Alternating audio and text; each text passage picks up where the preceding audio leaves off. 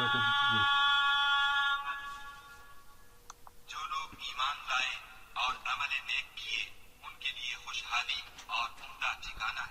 السلام علیکم ورحمۃ اللہ وبرکاتہ، نحمدہ ونصلی علی رسولہ الکریم، اما بعد فاعوذ باللہ من الشیطان الرجیم، بسم اللہ الرحمن الرحیم، رب اشرح لی صدری ویسر لی امری واحلل عقدۃ من لسانی یفقہوا قولی۔ ہماری آج کی گفتگو کا موضوع ہے روزہ کیا ہے، روزے کی حقیقت کیا ہے، روزہ کس چیز کا نام ہے۔ عربی زبان میں روزے کے لیے لفظ صوم استعمال ہوتا ہے، صاد واو میم، جس کا مطلب ہے رکنا اور چپ ہونا۔ شریعت میں روزہ اس بات کا نام ہے کہ انسان روزے کی نیت کر کے طلوع فجر سے لے کر غروب آفتاب تک کھانے پینے اور بعض دوسری معین خواہشات کو پورا کرنے سے رکا رہے، اپنے آپ کو روکے رکھے۔ سوال یہ پیدا ہوتا ہے کہ ایسا کرنے کو کیوں کہا گیا کہ انسان اپنے آپ کو جائز خواہشات سے روک لے، کھانے پینے سے رک جائے، حالانکہ کھانا پینا انسان کی ضرورت ہے۔ کیا ایسا کرنے سے اللہ تعالیٰ ہمیں کسی زحمت میں مبتلا کرنا چاہتے ہیں، کوئی سزا دینا چاہتے ہیں؟ آخر انسان کو بھوکا پیاسا رکھنے کا مقصد کیا ہے، یا اس کی جائز خواہشات کی تکمیل سے اسے کیوں روکا جا رہا ہے؟ کھانا پینا بھی حلال ہے، شوہر اور بیوی کا تعلق بھی حلال ہے، لیکن روزے کی حالت میں اسے کیوں ممنوع قرار دیا گیا؟ اور کیا روزہ صرف انہی چیزوں سے اپنے آپ کو روک لینے کا نام ہے، یا اس کے علاوہ بھی روزے کا کچھ فائدہ ہے، روزے کا کچھ مقصد ہے؟ بات یہ ہے کہ روزہ انسان کی تربیت کا ایک بہترین ذریعہ ہے، اس کے نفس کی ٹریننگ اور اس کے لیے ایک ڈسپلن میں آنے کا ایک بہترین راستہ ہے۔ جو انسان اپنے آپ کو اپنی خواہشات سے روک لیتا ہے، اس کے اندر ایک خاص روحانی قوت پیدا ہو جاتی ہے۔ حقیقت یہ ہے کہ انسان دو چیزوں کا مجموعہ ہے، جسم اور روح۔ صرف جسم، اس سے بھی انسان نہیں بنتا، اور صرف روح بھی انسان نہیں ہوتی۔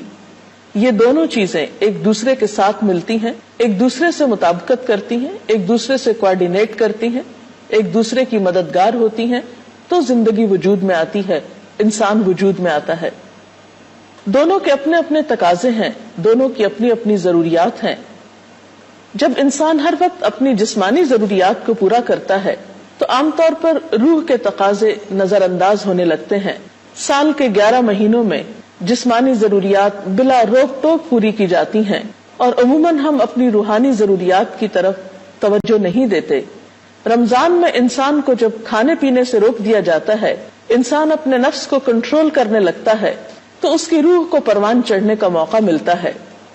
جب روحانی قوتیں پروان چڑھتی ہیں تو انسان کے اندر بصیرت پیدا ہوتی ہے، گہری سوچ پیدا ہوتی ہے، اور انسان اس طریقے سے اپنی بعض ایسی عادات پر قابو پا سکتا ہے جو اس کی روح کو زخمی کرنے والی، اس کے دل کو بوجھل کرنے والی، اور اس کو غم اور پریشانیوں میں مبتلا کرنے والی ہوتی ہیں۔ حقیقت یہ ہے کہ روزہ انسان کی روحانی بیماریوں کا بھی علاج ہے، اور اس کے ساتھ ساتھ اس کی جسمانی بیماریوں کے لیے بھی ایک علاج کی حیثیت رکھتا ہے۔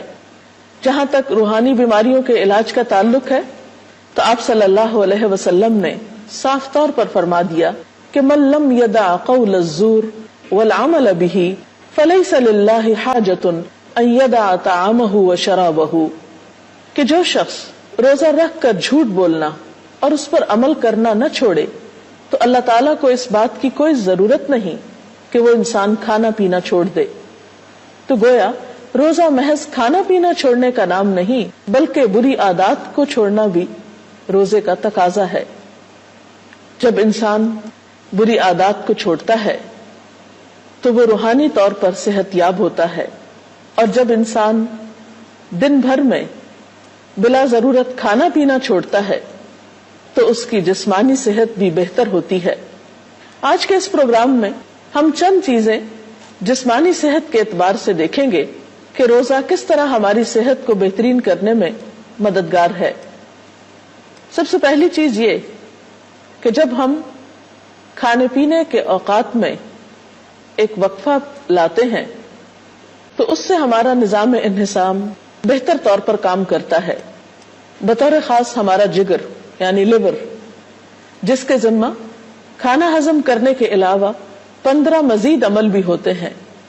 لیکن چونکہ ہم سارا دن کھاتے پیتے رہتے ہیں تو اس بیچارے کو فرصت ہی نہیں ملتی کہ کوئی اور کام بھی بہتر طور پر کر سکے. جب کھانا ہضم کرنے کے علاوہ اسے فرصت ملتی ہے تو دیگر کام زیادہ بہترین طور پر ہو سکتے ہیں. اسی طرح روزے کے دوران خون کی مقدار میں بھی کچھ کمی ہوتی ہے اور یہ چیز دل کو کچھ فائدہ مند آرام پہنچاتی ہے. پٹھوں پہ دباؤ کم ہوتا ہے. افطار کے وقت تک خون میں موجود غذائیت کے تمام ذرے تحلیل ہو چکے ہوتے ہیں، جس سے شریانوں کی دیواروں پر چربی وغیرہ نہیں جمتی اور شریانیں سکڑنے سے محفوظ رہتی ہیں. اس طرح روزہ دل کی بیماریوں سے بھی حفاظت کا ذریعہ بنتا ہے.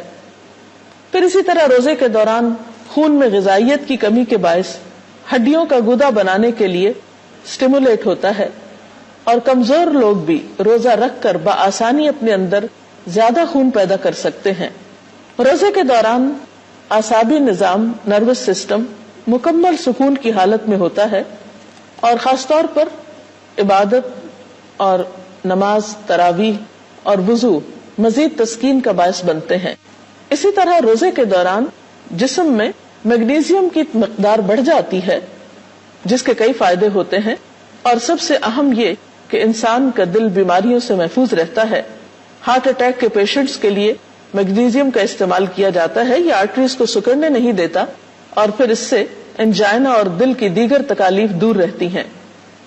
اسی طرھ روزے کی وجہ سے گروتھ ہارمونز کے اخراج میں اضافہ ہوتا ہے.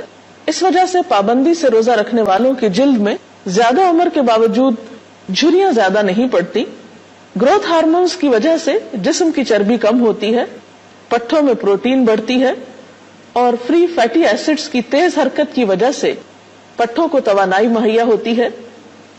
یہ ایک حقیقت ہے کہ جو انسان کی عمر بڑھتی جاتی ہے اس کی نیند کم ہونے لگتی ہے، لیکن روزے کی حالت میں انسان کے جسم کو اور خصوصاً اعصابی نظام کو ایسا سکون میسر آتا ہے اور ایک خاص مادہ جسم میں خارج ہوتا ہے جس کا جسم پر ٹرینکولائزر یا مسکن اثر ہوتا ہے.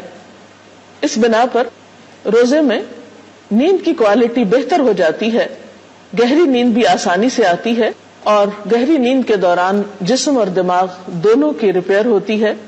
اسی لیے کہا جاتا ہے کہ رمضان میں 2 گھنٹے سونا عام دنوں کے 2 گھنٹوں کی نیند سے کہیں زیادہ مفید ہوتا ہے. پھر اسی طرح رمضان میں خواب کا دورانیہ بھی روزے کی وجہ سے کم ہوتا ہے. آنکھوں کی جو ریپڈ موومنٹ ہے اس میں بھی کمی واقع ہوتی ہے. انسان کی یادداشت میں بھی اضافہ ہوتا ہے.